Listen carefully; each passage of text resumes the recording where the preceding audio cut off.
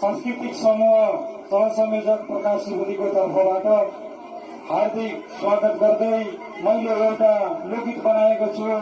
जुन गीत मैले मलेसियामा छँदाखेरि नेपालीहरूले पाएको दुःख वेदनालाई समेटेर बनाएको थिएँ। त्यो गीत आज आफ्नै क्लबमा आएर आफ्नै ठाउँमा गाउन पाउँदा म साह्रै खुसी छु।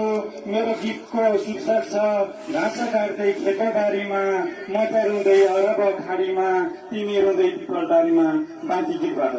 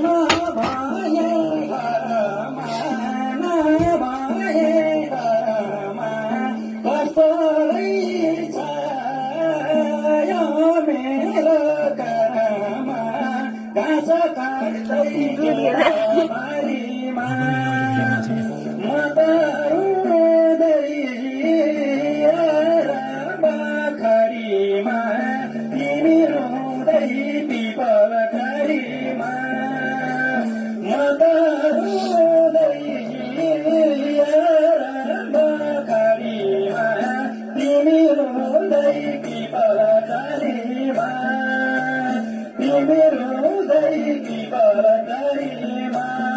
धन्यवाद।